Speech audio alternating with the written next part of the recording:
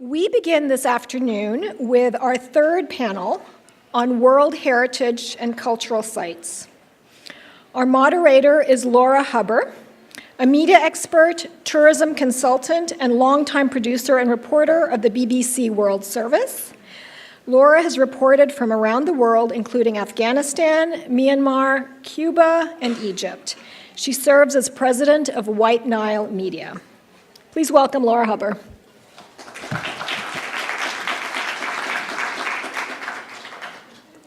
There you are. Here we all are.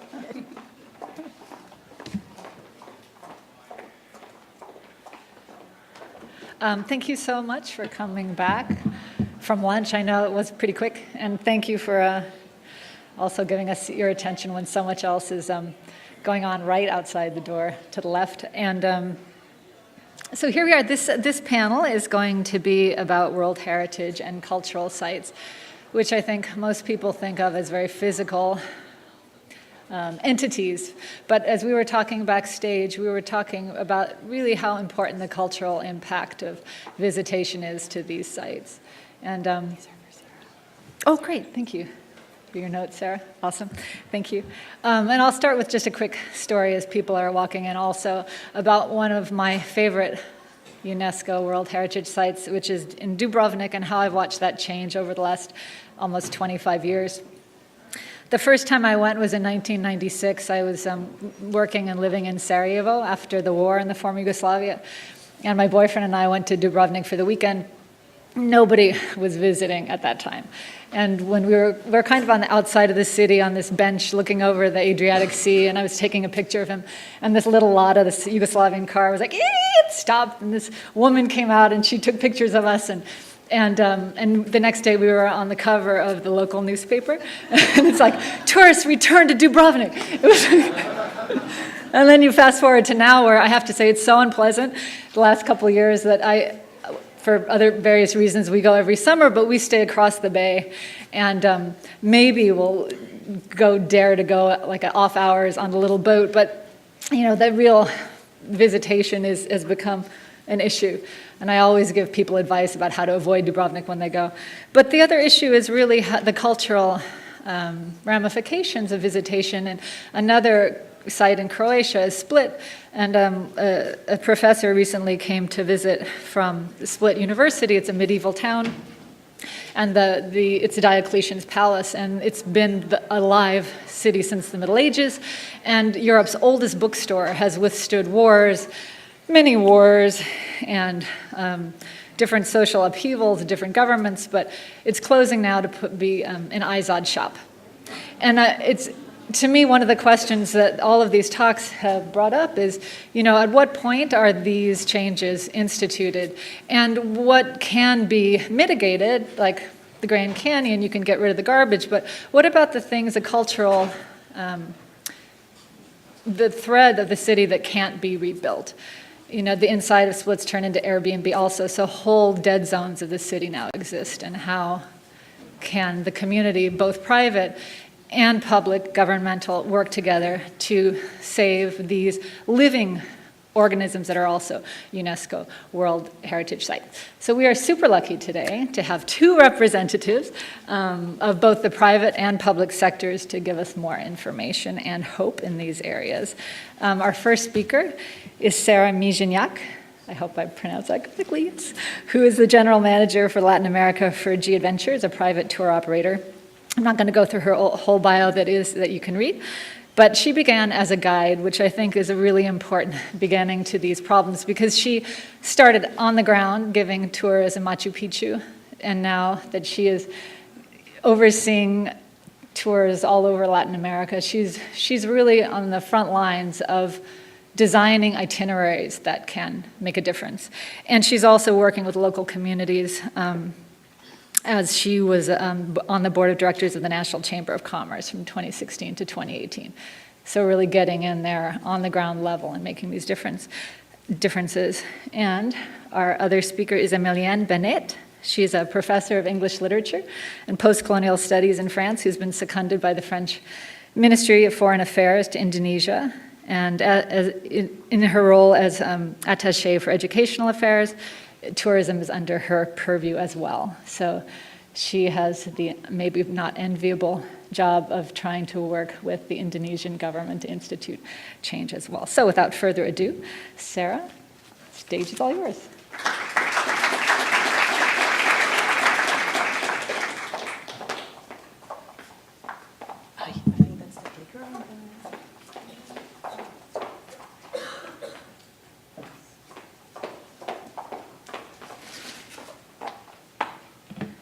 Good afternoon, everybody. I'm very, very happy to be here today and very happy to be representing Machu Picchu, which is such a beautiful site that we have in Peru. So I'm here to talk about Machu Picchu and what the tourism represents, not only in Machu Picchu, but in Peru, and the effect that it's been having over the years. So just a brief introduction of Machu Picchu. It sits in the southern Peru at the limit between the jungle and the Andes at about 2,400 meters. Why do I try to explain where it stands? It's because it's not easy to access. And I think that's one of the biggest challenges that I'm going to explain in my presentation. So until July, sorry, I've lost myself. Okay, so Peru currently receives about 4 million visitors per year. Out of those, in 2017, 1.4 million were actually going to Machu Picchu. The objective of the government by 2021 is actually to duplicate that number of tourists. So they've started putting measures in place to try to do this. So one of the solutions that the government put in place was to create a new entrance system into Machu Picchu. So until 2017, you could only have 2,500 tickets in Machu Picchu. Nowadays, they created this new system where you can actually only visit Machu Picchu for 4 hours. So there were many complaints at the beginning. Oh, why am I going to be in Machu Picchu for only 4 hours? I want to spend the whole day. But we actually, as private sector, we actually supported that decision because we know that most of the visitors do not spend more than 4 hours in Machu Picchu. So they created that system, and now you can have up to almost 6,000 passengers visiting Machu Picchu because some will visit in the morning and some will visit in the afternoon. And I don't know if you've heard or if you've been in Machu Picchu, but that famous sunrise that everybody talks about and that everybody wants to see, and that's the reason why everybody was going to Machu Picchu in the morning. It actually, you don't sit in front of Machu Picchu and see the sunrise coming behind it, you know?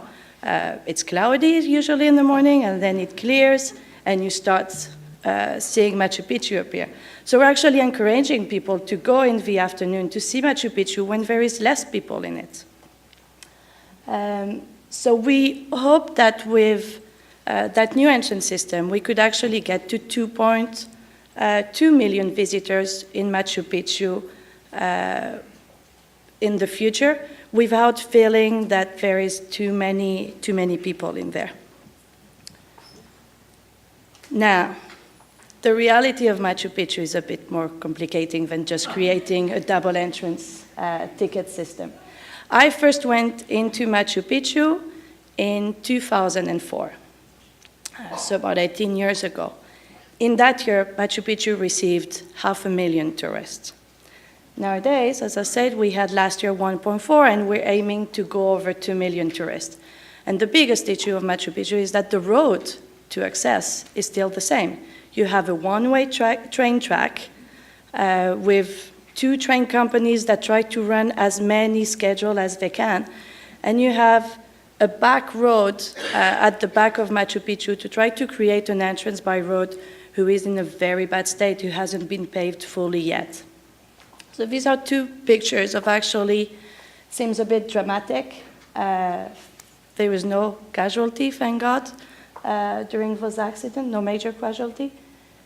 One was a train accident. When you have such a tight schedule on just a one-way track, obviously sometimes things like this can happen.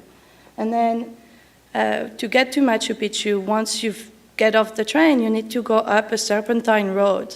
And to try to get as many tourists as possible, then the buses are going very fast in a very tight road, and unfortunately one bus overturned. So those two pictures are just from, were just taken in the last month. It's not something that happens all the time. It's just coincidence that it just happened in the last month. So when I went to Machu Picchu in 2004, the system was like this to get there. And now we're 14 years later, and it's still the same system, but we tripled the number of visitors. So the government definitely need to work on solutions. This is why they've been talking about using cable car system to get to Machu Picchu, paving the road that goes to the back of Machu Picchu, organizing visitor centers to better channel the way that the visitor enter Machu Picchu. That's all the work that the government is trying to do to try to improve the experience and the safety, because we're not only talking about the experience here, we're actually talking about the safety of our own travelers.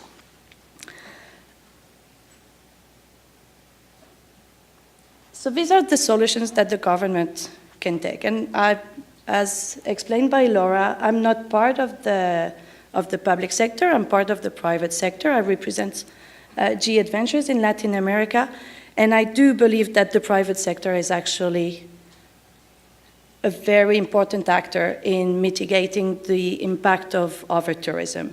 Like, we have to take personal responsibility as operators to actually make sure that the way we operate with our tourists does not create those over-tourism issues.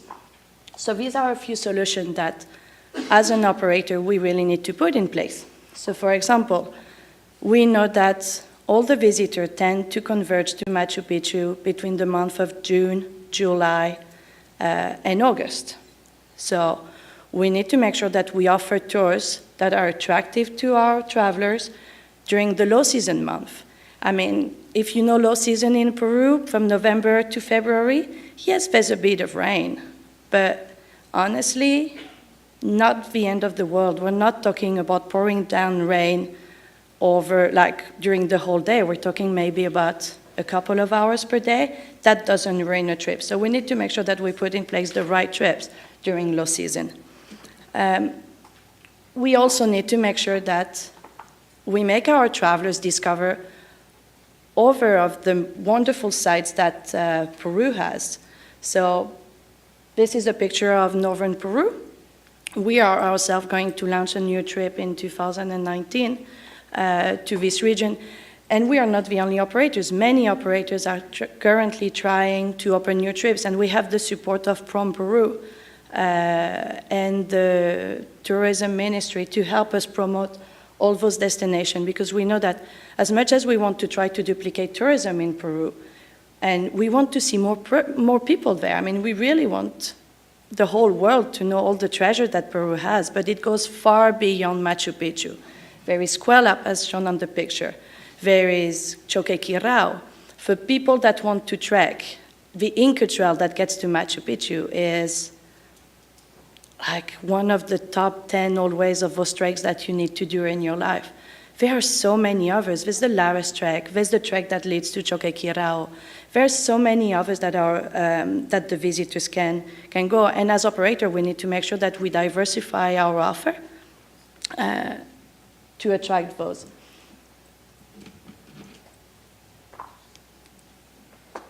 So another issue of over-tourism is the local population. And when I say they are not the issue, we are the issue on them, okay? Tourism has a big impact on the local population, because they see, and it's a source of conflict, because they see all the wealth that is going through their region or their country, and they're not always part of the results of all this wealth that comes in there. And people in Cusco particularly feel that Machu Picchu is theirs. Like, it's their heritage, it's their culture. And most of them see all the buses of tourists going by, driving by their house, and they don't get a cent out of what those people are spending. So it is very important to make sure that whatever, as an operator, that we make sure that the local spending of our travelers actually stay in the country. This picture here has a lot of meaning to me. This picture was taken in 2012, and all the women that you see on this picture are from a local community with whom we work. And we met with them regularly. We talked to them about how we can help them improve their business and everything. And when we asked them one day, okay, what do you want? And it was in March or April 2012, and they said, well, you know, Sarah, what we really, really want is to go to Machu Picchu on Mother's Day. And I'm like, okay. And I'm like, but you've never seen it? She's like, no. Those women live less than 100 kilometers away from Machu Picchu, and I'd actually never got the opportunity to see Machu Picchu. So we took all of them on Mother's Day in May 2012 to actually see Machu Picchu, so that they could even understand what the travelers go through when they go there.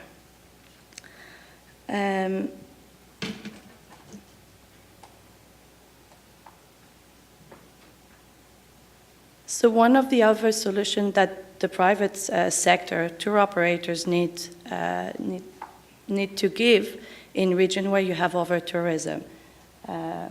When we talk about keeping your spending local, it's also make sure that the whole range of the population benefits from the tourism that go through. So at G-Adventures, we've partnered with several community, and we've developed a program with them so that they can really benefit at length everything that comes from the tourism. On the picture here, you've got 4 completely different projects that we've developed. The first one, the campsite, is on the Lares Trek.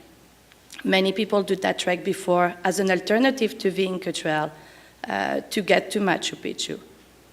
So we wanted to make sure that they actually benefit, because most of the operators were just camping in the mountain, and the communities were just seeing all the travelers go by with the final objective being Machu Picchu. But most of the tour operators would go through, camp on their land, leave, but absolutely leave nothing in the community, or maybe just leave litter, and not even actually leave any income. So we created campgrounds. We've created this one. We're even working now on creating more to make sure that whenever we settle down in a campsite somewhere, that our travelers participate to the local economy of the region. We've got the Potato Park, which is another way where travelers and the women co-op, where the travelers are able to go share time, sometimes do a homestay, and actually share the local culture of all those peoples. And the last one in the corner is the Paua restaurant. We have, around Machu Picchu, there are many, many restaurants in the Sacred Valley, all privately owned, and we've actually helped those women to create a community restaurant so that they can benefit from the tourism.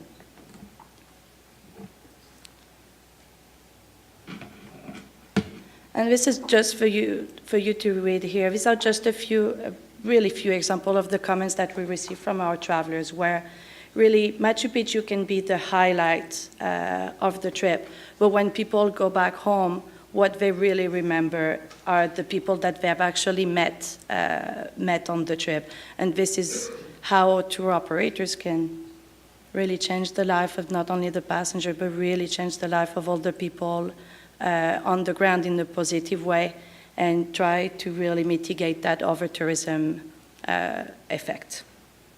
So just to to show everything that I've explained, I just want to show you a final video.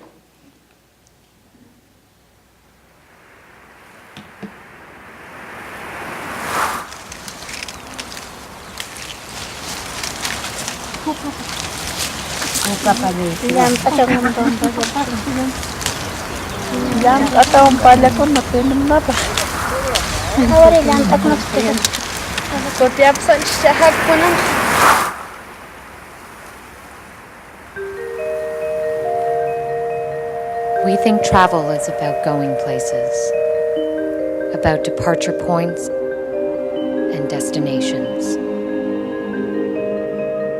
But this isn't why we go. A stamp in your passport reminds you where you've been, but not why you went. We travel because we're looking for something. Something important. Something meaningful. Something that matters.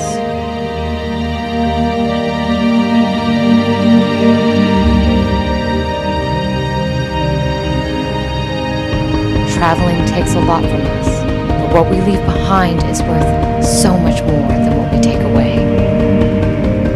When we travel, we're not leaving our homes and our families behind. We're searching for new ones.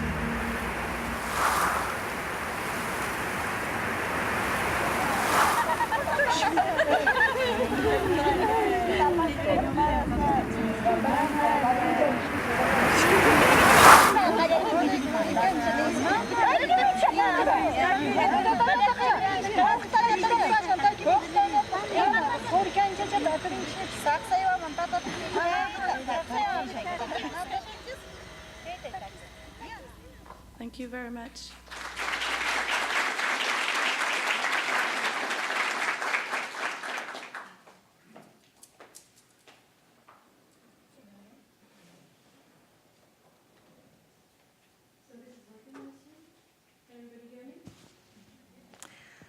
So I'm Émilienne Baneth. I live in Indonesia, and I am currently freezing.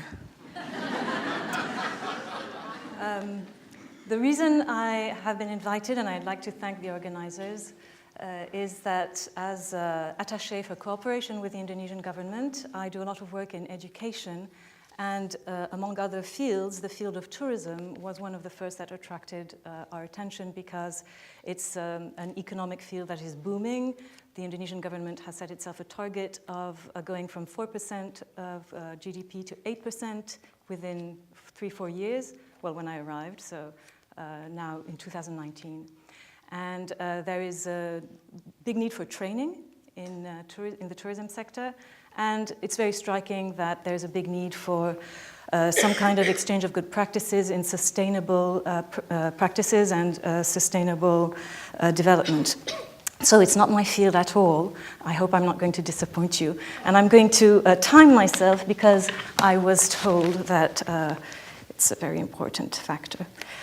So the clicker's there.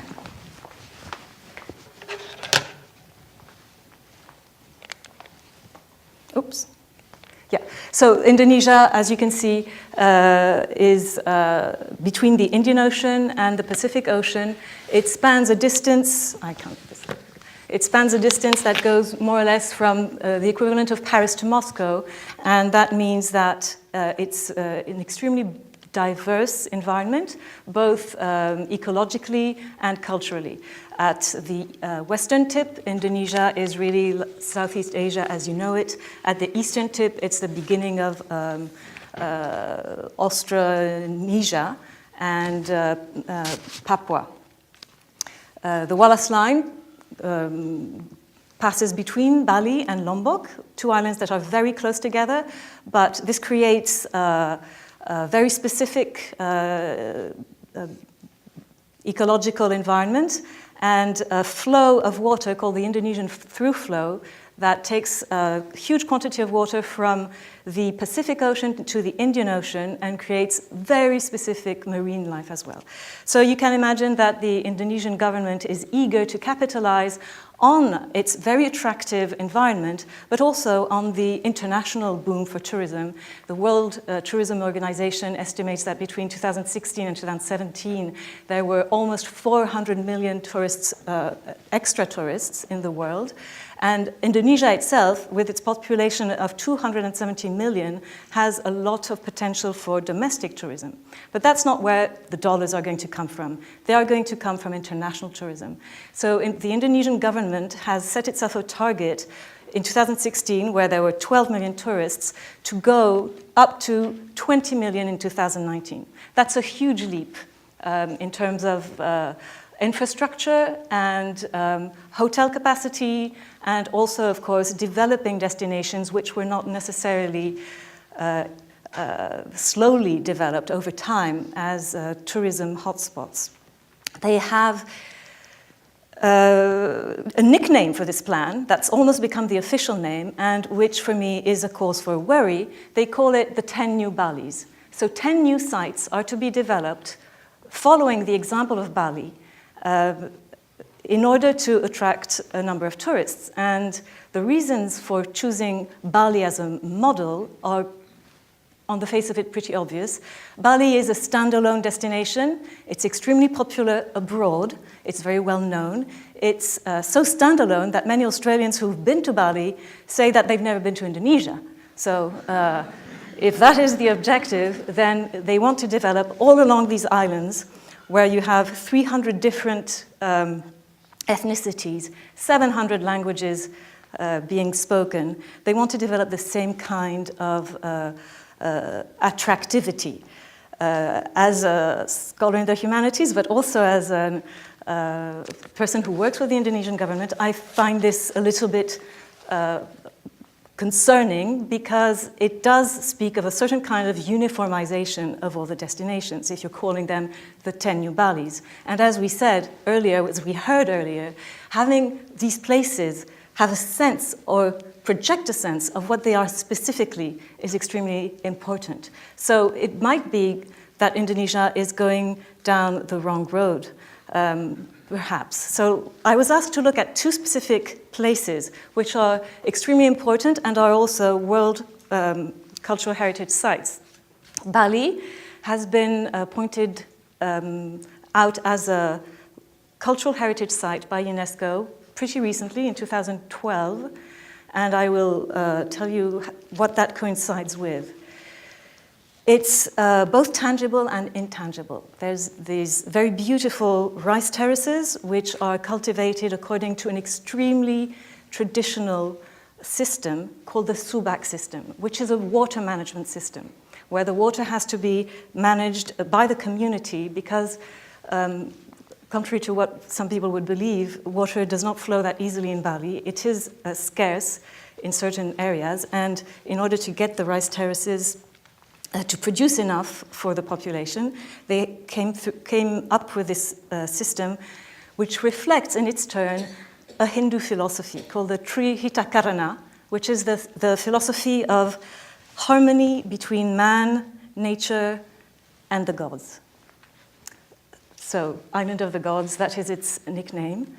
And the other site is the site of the Borobudur temple, which is combined by UNESCO with the Prambanan temple, which is much less known, but is a Hindu equivalent. It's about 50 kilometers away. And the Borobudur temple compounds were given this status as World Heritage in 1991. It seems to be a completely different case, but we'll see that there are some coincidences. It's not that different, in fact. It has been managed in the same way as Bali. So what happened in Bali? This is a slide courtesy of my friend who is program director at UNESCO in Indonesia, stating that very often in Asia, tourism strategy focuses much more on the monuments, so she's in charge of the World Heritage Sites. It does not invest in human resource development. There is a focus on infrastructure, which is what the World Bank is encouraging also with its recent loan of $300 million for tourism infrastructure for the 10 New Bali plan. It is driven by large operators, and the locals remain low-end employees. That's what happened in Bali in 1972. So the Nusa Dua island is the, I don't know if I have a pointer. Do I? No pointer. Yes. So the Nusa Dua Peninsula is at the south. It's attached to the mainland by this little tongue. In the 1970s, it was decided that to bring in tourism money to Bali, but to preserve Bali's culture. Bali was already famous, from the 1930s. To preserve Bali's culture, it would be nice to isolate the tourists in this place, to create a luxury resort where they would be confined, and that everything would be fine for the locals and for the tourists because they wouldn't mix. So that was the conception, and the corporation that developed this was a state-sponsored corporation called ITDC. I'm going to show you a video where you can see the spirit of the corporation, the way it developed Bali, and more worrying, this video is not old, it was made very recently to show that it's going to develop Lombok, which is the neighboring island, in the same way.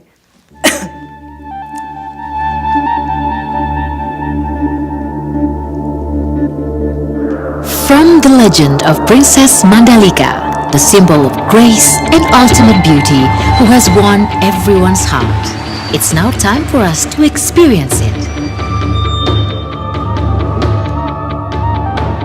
ITDC has over 40 years of experience in planning, building and managing the world-class destination of Nusa Dua, Bali. Nusa Dua is home to top-of-the-line 5-star resorts, providing more than 4,500 rooms, luxurious shopping experience, and one of Asia's finest golf courses. Other attractions are the biggest art museum in Bali and state-of-the-art convention center with 12,000 capacity. Nusa Dua is the premier destination for prestigious events and has been the host. Thank you. Right. I'm not going to show you the whole thing, but basically the idea is we've done Bali so well, you're going to love Lombok. With the same kind of imagery. I don't know if you caught it, but in those images of Bali, you can actually see the erosion of the land, the beach falling into the sea. And you can now actually see an image of a tourist swimming over bleached coral. These are details, but it does show how much consideration these things are given if you are advertising yourself for that kind of result. Oops. No. So there are a number of environmental issues in Bali. I am actually not going to focus on those as much as the cultural issues, but let's just go through the list. There's water management. This has always been a problem in Bali, but they found the Subak system to manage it. Now, of course, you have tourists coming and consuming 2,000 liters of water a day, where a local person would consume 200. There's a problem with subsidence, and we'll come to that in the Benoa Bay, which is just above Nusa Dua. Waste management, you've heard that Bali is swimming in a sea of plastic. Reef pollution and bleaching. Of course, this is linked to global warming, but it is not made any better by all the pollution flowing into the sea. Expropriation, rural exodus. People are selling their land to not necessarily foreigners, but people from Jakarta or the ITDC for exploitation. Corruption, total disregard of the regulations that are set in place, because the people who set the regulations are not those who are exploiting or managing the hotels. So for instance, there's a rule saying that no hotel should be higher than a coconut tree. I don't know where those coconut trees are. They are invisible to me because all of the big hotels are higher. And finally, and this is what I'm moving on to, the cultural tensions. The problem when you create such a context where a site is under tension and where the local people have no agency or no buy-in into it, is that there is a rejection, not only of the people who have set up ITDC, which is an Indonesian company, but of the people they bring in, which is the tourists. There's no distinction for the Balinese between, you know, you and I.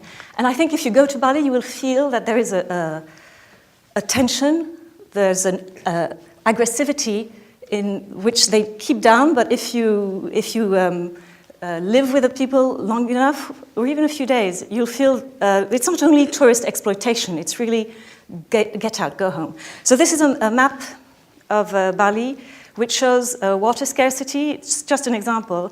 You can see that it is dire in the south, not only Nusa Dua, but all the rice terraces above, and especially the blue circle shows you where there is subsidence and where salt water is seeping into the soft water reserve.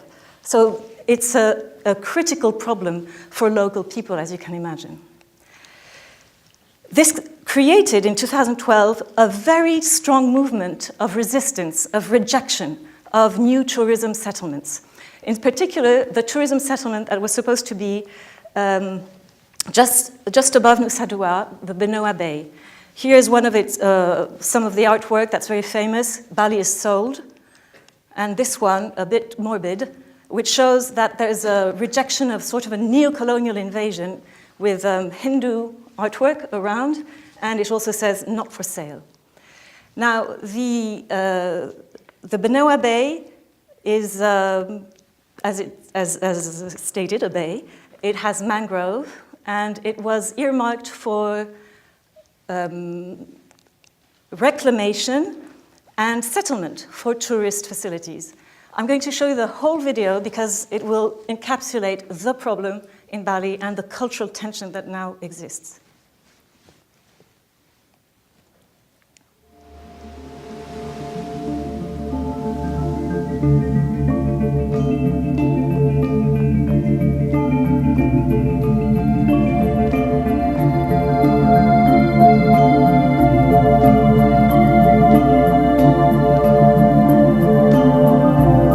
When I was like, you know, Bali in general had a great heart, you know, like we have this inner beauty that, you know, I cannot really explain it, but it's just like, it had this beautiful place, beautiful culture, beautiful people.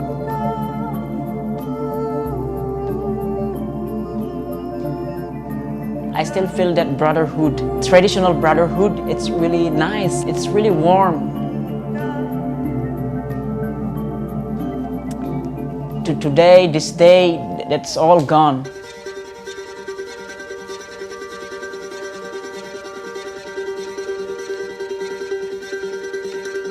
Ini adalah perjuangan kemanusiaan melawan kerakusan.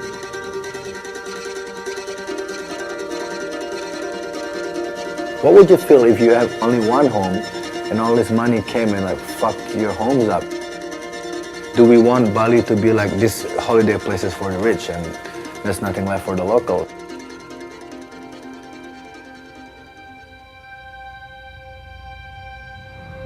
Jadi sengaja mengubah dari kawasan konservasi menjadi non-konservasi agar investor bisa mereklamasi di sini. Nah, ini master plan mereka sekarang. Bali ini pulau kecil, tambang budaya dan tambang seni serta susila kita tetap akan bisa muncul generasi per generasi gitu. Tambang Bali sebenarnya kalau sudah dipelihara dengan baik, tidak dihancurkan, tidak akan habis-habis. There's a limit you don't cross, you know, like this culture been there since before your grandfather was born, so like respect that.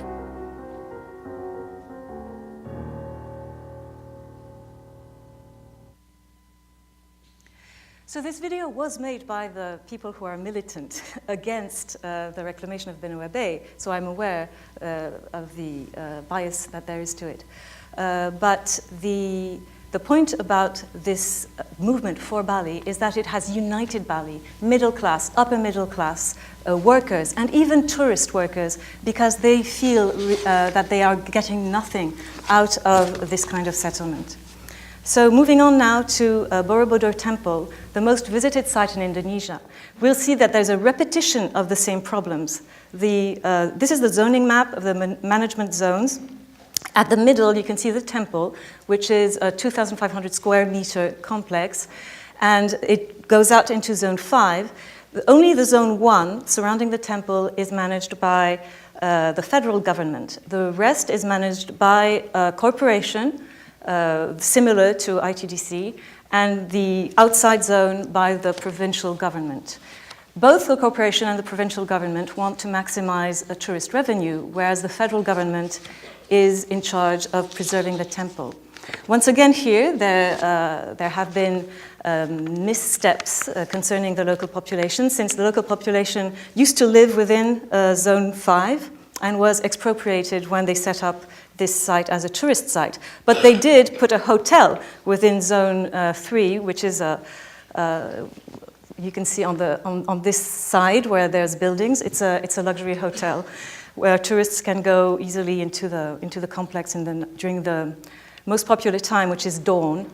I'm going to skip this video because I have 1 minute left, but it would tell you about the amazing Buddhist culture that probably built up this temple and which has not been presented at all for visitors and is not valued. So that people flock to the top of the temple. No, I'm skipping it. 3 million visitors a year go to the temple. They just rush to the top because that's what they're told they should do. Because there are several tiers, they try to rush to the top at dawn, if possible, to take their selfie. They are disgusted by the negative image that is projected by the hawkers surrounding the temple, who, of course, have nothing better to do because the local communities have been ejected and there are no restaurants, no food, nothing. So that the tourists just go to a place, take a picture, and then leave. There is Horwath Consultants estimates that there should be 200 tourists a day if the place were to be preserved. At times there are 7,000. Now, this is one of the pictures showing you the lack of regard for the place. One of the problems in Borobudur is that 93% of the people who go there are domestic tourists who, according to Horwath Consultants, would not care much if the place were deteriorated and loved to death, as we heard earlier. They estimate that if the place is deteriorated by 2050, the number of tourists will hardly dip because most of them just come there for this opportunity. They're not going there to see it from different angles. This would be the solution to managing some of the problems in Borobudur, to value it as a cultural site, to get tourists to go through the base, because in fact these 3 tiers represent the different stages of the life of Buddha, to actually explain, but you need material, you need people, you need staff, to see the temple from outside, and not only at dawn to take that famous picture. I went there during a beautiful sunrise in the pouring rain and had the most amazing time because there was nobody. So the 10 new Balis, in conclusion, they are all over Indonesia, as you can see. Borobudur is priority number 2, and definitely this expression, which of course you think I focus on symbolically, in fact shows that there may be a lack of specificity and of cultural attention in the development of these different places. Wakatobi is a marine park. Borobudur is a temple, an archaeological jewel. The same approach cannot be applied to all these sites. So I'm hoping that there will be some site-specific, place-specific policy put in place by the Indonesian government so that each one of these tourist sites can bring its wonderful sense of culture and sense of place for other tourists. Thank you very much.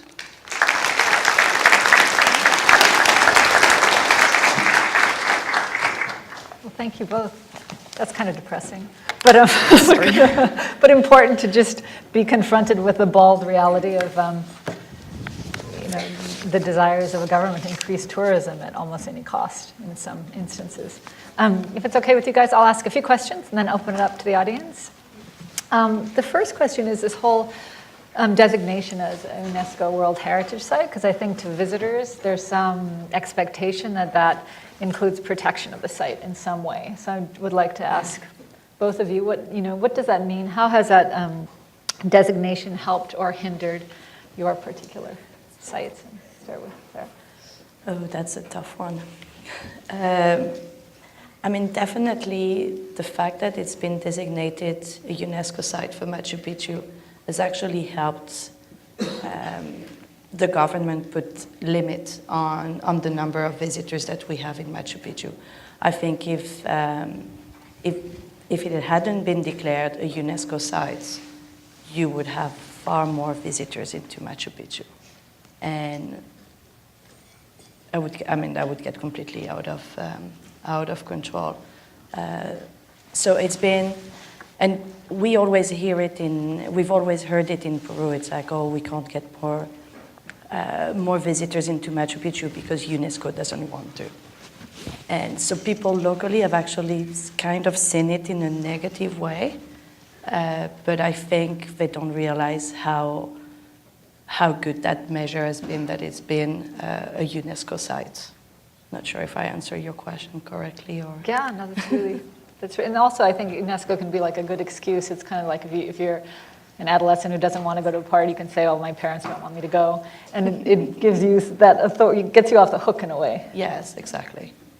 And how about, is there any similar experience? It doesn't sound like it in Indonesia. Well, I'll start with the positive.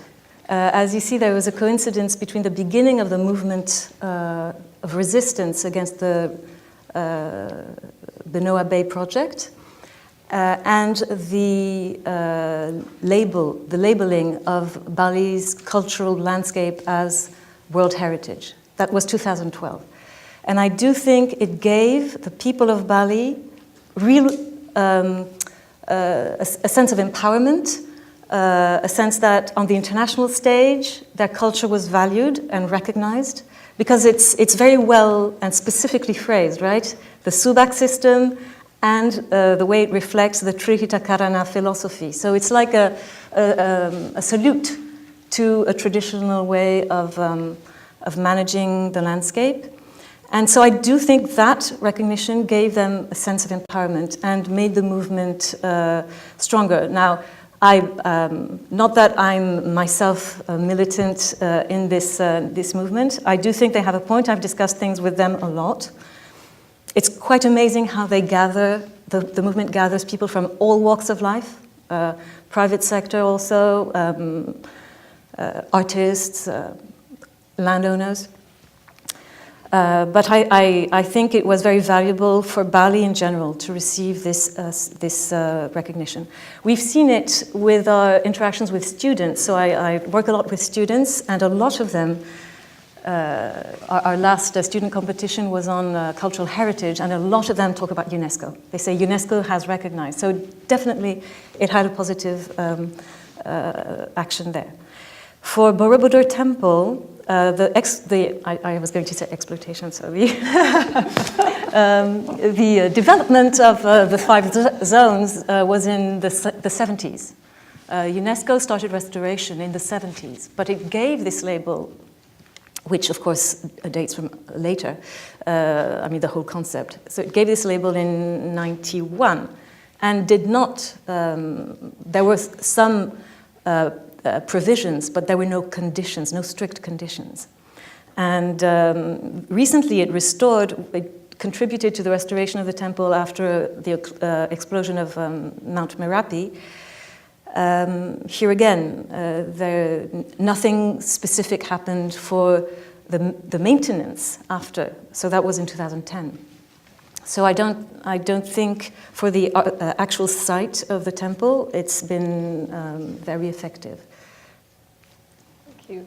And since we have representatives of the private and public spheres here, I'll say first, how do you think What unique contributions can the private sector make in the running and operating of these sites? And also, how do you find you can best and most effectively impact government? Okay, so I mean, everything explained in the presentation basically is how we can help with the issue of over-tourism. It actually helps to manage better Machu Picchu so that we help not sending all the tourists to only one place. That's how you do it privately, but in terms of influencing the government. And then through those solutions, like in Peru, we try to cover all the biggest operator, all the largest private organization together in trade association. So with the adventures, we've been part of Canator, we're part of different associations, and really try to rally together and work together on the best solutions that we think our visitors need. And then we really work hand in hand with the government and sit at the table with them to make sure that whatever solutions they are going to work out is actually a viable one. Because very often from the public sector, it looks like, okay, this is a great solution. And when they come to us at the table and present it, we're like, well, sorry, I mean, that's going to be very difficult for the passenger. I mean, one thing they've said, for example, for Machu Picchu was, okay, the tourists can go for 4 hours into Machu Picchu, but they can't go out. And we're like, well, you actually need to improve your system because there are no bathrooms in Machu Picchu. So the tourists definitely need to go out. So you're going to actually create a different problem within Machu Picchu because people are going to need to find solutions. So we really try to work hand in hand with the government to make sure that whatever measure they put in place, we're in the reality are actually going to be able to put it in practice and not compromise the experience of the visitor on the site.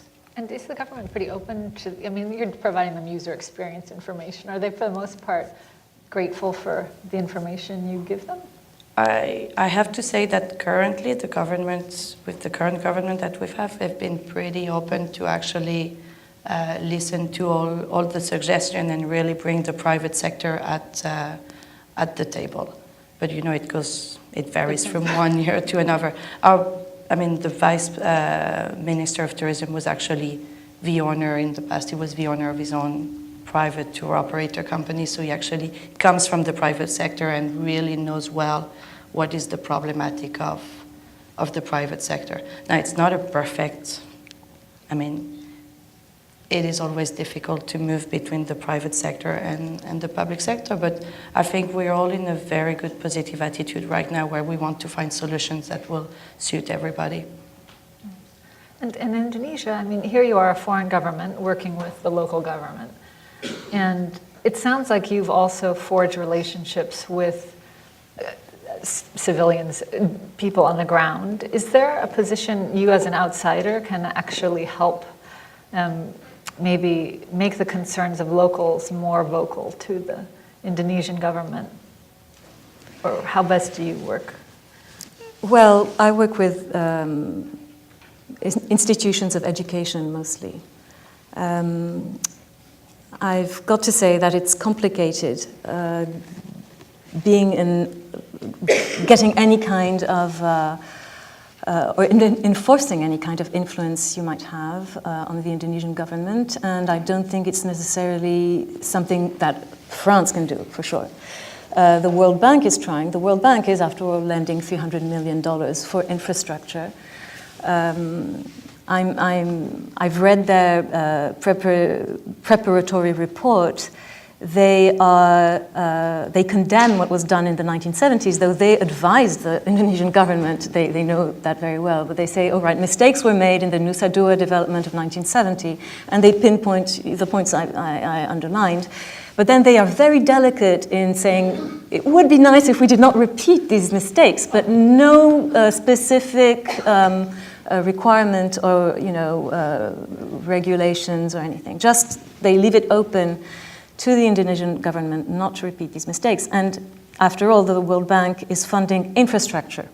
So precisely the routes, routes or routes, I don't know how you prefer to say, but OU, the airports, the hotels, and they are not going to be able, or they don't want to, look into the specifics of community engagement. But that is the big problem. That's like the elephant in the room, and the people who would be best situated to really insist on that are the provincial governments. And great progress has been made since the fall of Suharto in '98, where a lot of authority was devolved to the provincial governments. They are still experiencing growing pains, but one might hope that they will defend the local interests more. Thank you. So let's open up to the floor. First to the people in the room. There's a hand over there.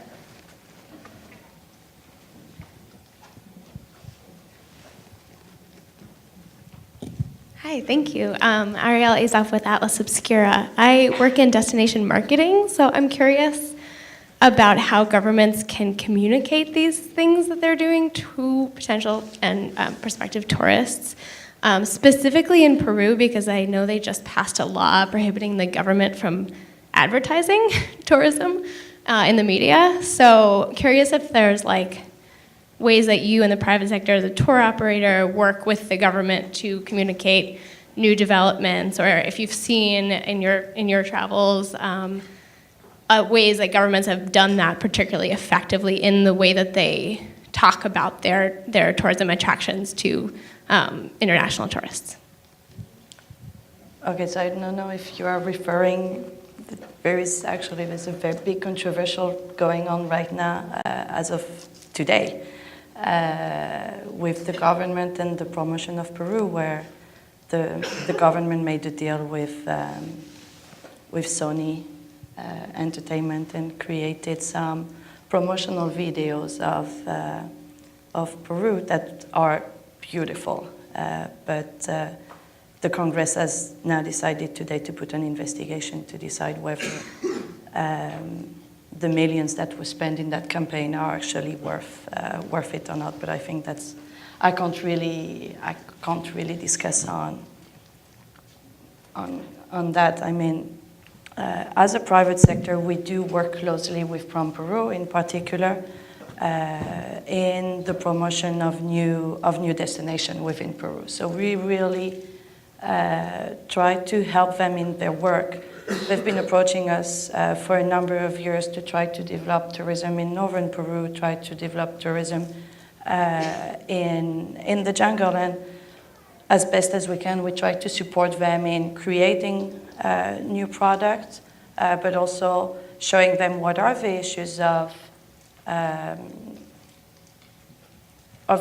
the new destination. We've been asked for many years to develop new product in northern Peru around Chachapoya, Escuela, which is the picture I had on the screen before. And we've been going back to them and say, well, I can create product over there, but right now there is no easy way to access that region. So we've been working with them, and they've been then working on their side with airlines to make sure that there were actually new routes that were developed. So this conversation about northern Peru, I remember sitting 10 years ago with them to talk about how we were going to develop. And really this year is the year that we're seeing movement, because we have now LATAM flying over there, other airlines talking about it. So yes, we do work closely hand in hand with the government to try to develop new product and new destination. So I'm told we have 5 more minutes because we started late, but there's a question right there. Okay. She's coming. She's right here. Yep. Thank you.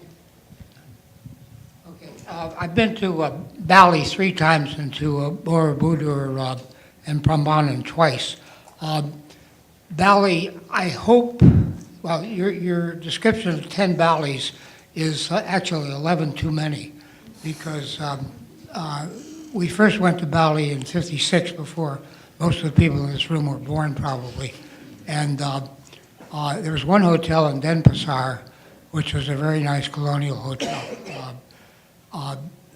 My question basically is, I'm sure the arts and the dancing has survived, but the ceremonies, the funerals, the other ceremonies, it seems to me if I were a young Balinese, I would be leaving as soon as I could because I wouldn't want to continue to be a rice farmer. So what is happening there? Thank you. Thank you very much for your question. Bali became famous for this harmonious blending of the spiritual and the everyday physical life. Because of the development of tourism, and especially the rejection that it has provoked, there is now a complete disconnect between what the Balinese do and what you can see as a tourist. They won't want you there. The rites continue, there are prayers all the time, but you are not welcome in the temples where they do pray. You are welcome in temples where they fake pray. You are not welcome to witness the weddings or the ceremonies.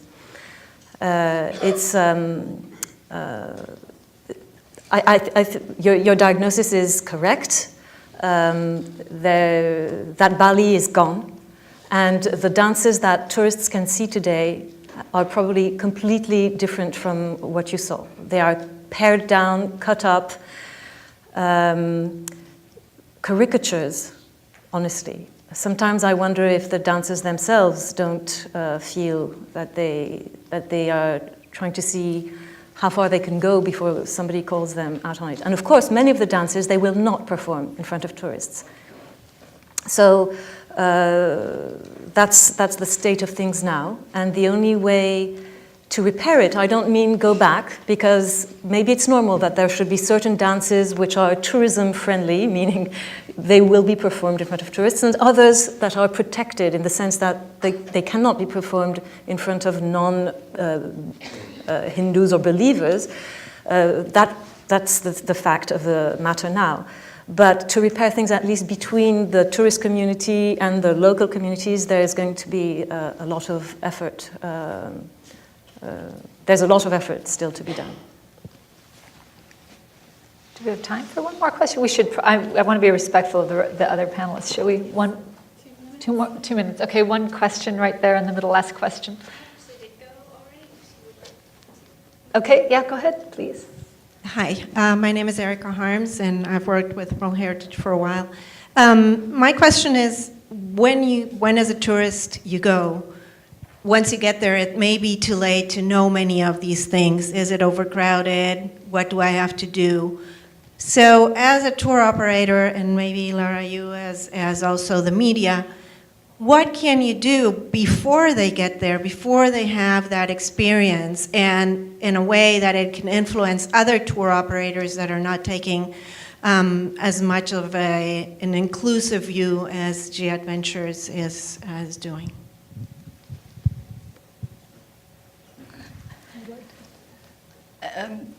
Okay, could you just repeat? Sorry, yeah. What do you do to educate the traveler, and what could you do more to influence your peers? Okay. I mean, most of the work is done through our sales and marketing team to make sure that we really explain the type of tours that we're selling. We really make sure that they understand what they're going to experience on tour. That is not only going to Machu Picchu. That they're really going to have the contact with the communities, everything else that they're going to go around. And then when we try to sell new destination, it's just making sure they understand that there is more to Machu Picchu in Peru. That there is more to see. So some of our tours we have tours that actually do not include Machu Picchu, just to make sure that all the great things that can be seen in Peru are not diluted, are not lost just with that big picture of Machu Picchu.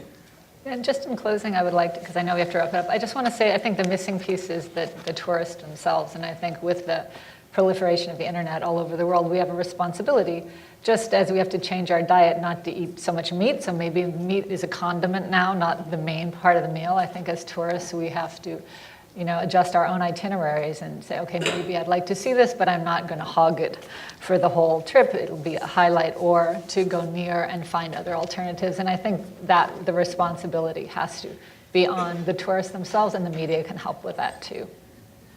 And with that, I'd like to say thank you to our lovely